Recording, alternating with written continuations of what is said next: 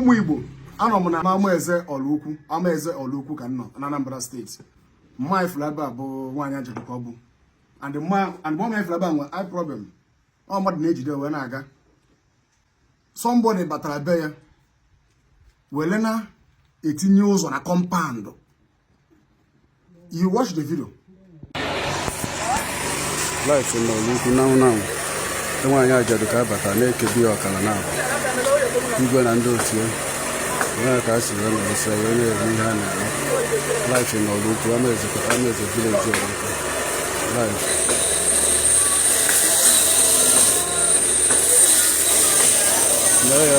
Ya ụdala bụ nne. Ụdala bụ nne na nne ka a na-ebukasị. Ụdala bụ nne. Ụdala bụ nne. Nne ka ebu na life in Oraukwu. Amaeze village. Na onye na-egbu ube ka nọ n'elu ebe a na life in Oraukwu. Onye nwere ụzọ ọ ga-esisi from Oraukwu wee baa Adazi. From ebe ọ lụrụ ụlọ wee pụọ gate. Jụrụ ajụ na ọ ma ewuye wee gaa nje wute igwe na ndị otu ya wee bịa nala ajadu nwaanyị wee na disi ajadu nwaanyị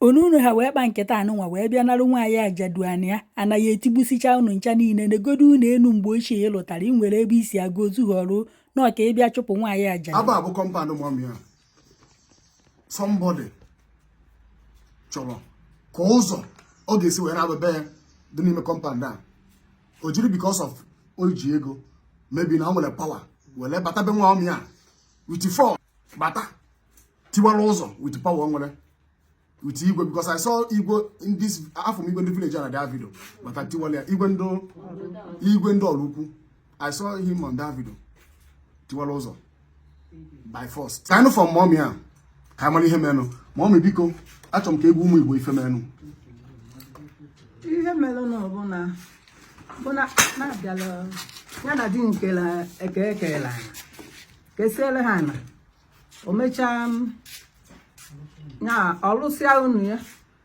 tụsịzịa unu mechazịa wee na-achọ na ya esi ebe a wee ti gate so ekpebighị mgbe ahụ ekpecha na 1991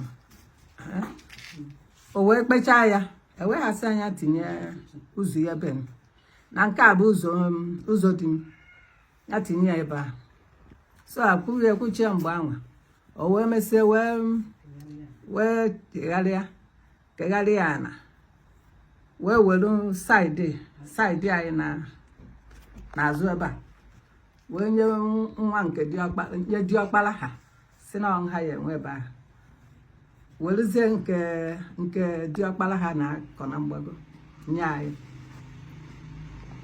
ọdụbakwa emegidezie obidokwa okwu mechalụ bịa vute geeti adịghị ebe a vute ya bịa ndọnye na geeti anyị di m wee sị ya o wee vute geeti ahụ wee bịa ntinye n'ebe dị ntiri geeti ka ya vufu nke otiri o wee sị ya nye vufu ya nye etine ya bụrụgodi ya etine na nke ya o wee vu geeti ahụ pịachikọ dọwa since 1992 ọ dọba ebe ahụ dị mmesi nwa na 93 nyanwa dọwakwa ọdụgide o mesie wee okutekwa ume wee chini ya ụmụazị si na ya esiriri ebe Amaeze na ya esi ebe Amaeze ya esi ebe Amaeze eweghasị ya mba na ya esi ya eburu ya fụa ụmụnna kwuche so eweghasị ya na ihe ha kwụrụ ya bụ ihe ndị mbụ na nya ka ha kwụrụ ya because na ha ka ha malụ etu a na ebe asị do wee mesie bikon dịghị ebe a bụ dat nwanne di m kpọrọ ndị bikon kpọtara ndị tiri dat bikon ya na ha yiri bịa tụchaa teepu etinye ya tisi o nwere nke ndị fọrọnụ asị anya tụkwuo n'isi ebe ọjụ baa na saịdị nke mfụga jekwa tụọ teepu tii ọhụụ o were je tii na saịdị oke ha na nda amakwa na o nwezi ihe a ya eme na ha nwa egbugbo rifasi ma tii bikọn o jee ebe ahụ tinye ọ bụ nya ka o rukwezielu n'oge a ọkwanụ ya bikọn to heaven. Okay, just emegide ụmụnna jụ so ụmụnna ajụzia nyanwa bụrụ okwu ahụ bakwuru ndị Amaeze ụmụnna ebe a jụrụ na ụzọ agara aga n'ime ebe ebe okay ya nyanwa na ụmụnna ahụ ha nke ndị ochie kpere ka ha ji okay so ọ bụrụ ya gakwuru ndị village jezie ebe ahụ ka ha nọzi na-atụ na-aghọ na-arịgharị wee ruo mbọsị ha bịara ihe mbọsị ha bịara ya bụ na kezi mbọsị ha bịara izizi ewe ụmụ be mpụ na ha na-achọ mgbe ụdara wee jee na polisi wee gwa ha ewe ha nye ha kwụsị ndị polisi kwụsị ha nye nwere ihe ha lụrụ wee ruo mbọsị gịnị maka na public holiday ya dọkwu mbọsị ya rụzie na n'ihe a kedu afọ ya na Wednesday ewe ha bịa ha na igwe nwoke wute igwe obodo ya na Samuel Okeke na ndị ọzọ gasị ịnọ Okeke Chikeluba Nwobi okwu ndụ Amakọ Edozie Emeka na ịnọ Amakọ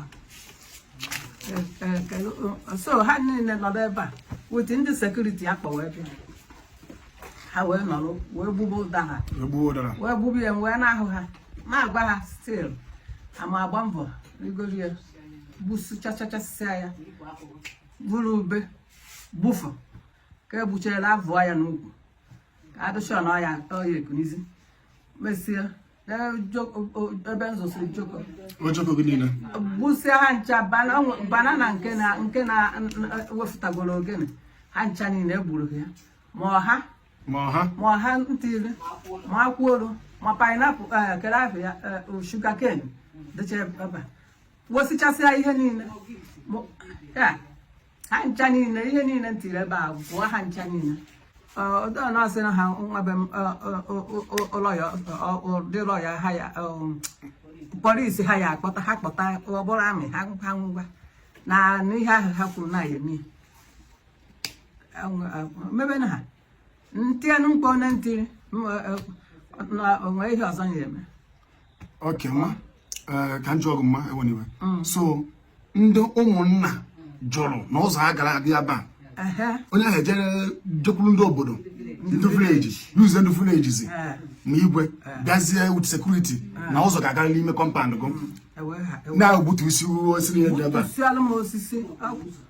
and ka m jụọ gị mma biko that person ahụ na-achọ ka ụzọ gaa n'ime ebe ka ụzọ gaa n'ime ebe a o nwere ụzọ ọzọ ga-esi wee gaa nwu kọmpand ya ọ ga-eso ụzọ na kọmpand oge ụzọ daba ahụ ọ chọrọ ịgata saịdị ọ wụrụ ime kọmpand mmadụ and mana nwaanyị igwe obodo ji wee bịa na asị this kind of thing why so ụmụ Igbo bikonu ife a bụ mmewu ka ọ bụ imewu nwaanyị ajadu maka di ya ngwo 90 kemgbe di gị mụmụ 1993 ka di ya nwụrụ na ọ bezie na this year ofirize na nwezi nobody will talk, nobody will speak for her. Ife o mere mgbe di ya nọ ndụ ndị ụmụnna jụrụ ajụ o wepụzie kono gọọmenti igwe ma some villages bezie na ọ ga-eme by force. Ife a bụ mmewu with the security ya bezie ife a bụ mmewu. So ụmụ Igbo bikonu ife a abụrụ ife a ga-abịa gbasa nkịtị ma ọ mịa ga-enweta justice. Ma ọ mere biko kedu ife ịchọ ka ndị Igbo mere ego na this situation anyị nọ n'ime now? Ihe nchọrọ na ọ bụ ka agbata m ọsọ enyemaka. Okay, ka agbata gị ọsọ enyemaka? Agbata m ọsọ enyemaka. Okay, no problem. No problem, a na-ihe kwuru.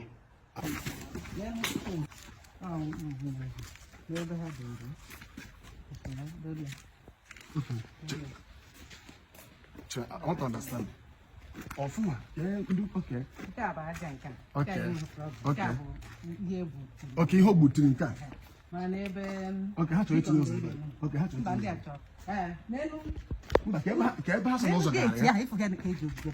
Just, yeah, explain to us, come.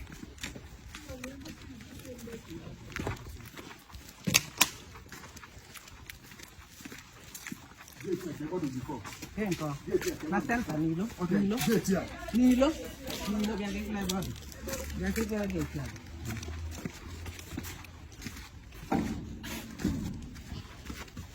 Okay, gate here now. Okay, gate here. Remember before. So, I ever called before. A Buddhist but I have just like a hat yours. Okay, call you a car. Jones ever. Come.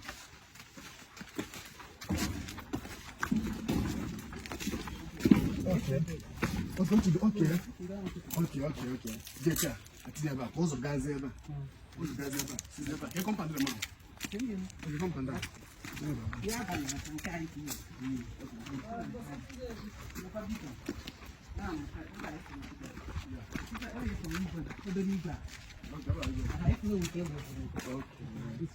Okay, that means Ochola. What's the reserve? Mana Mana was on the okay, Ubi a procurator. Ochola is about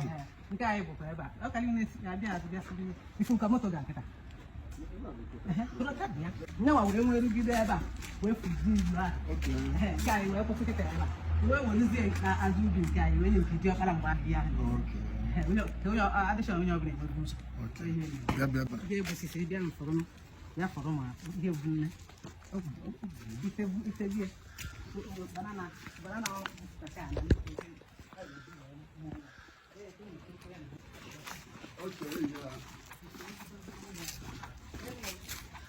Okay, yeah, banana.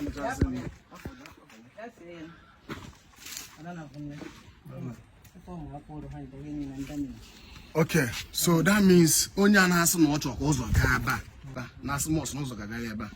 Compound ya, ozo, ebo this we gadu. Manocho no ozo dregaba. We be a bua compound no matters on abu. Continue ozo. Ndo Oraukwu, Amaeze village. You people should do something about this.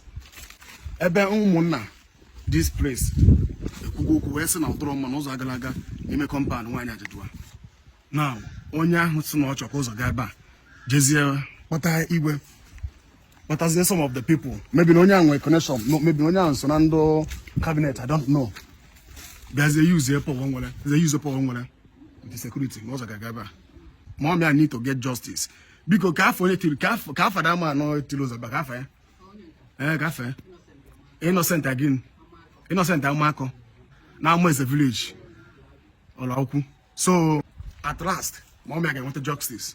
Ama no nwele ego. Mana ndu ga-ekwuli ọnụ no ya. Ama no nwele ego nwanya jedikwa ụdị ya ngo.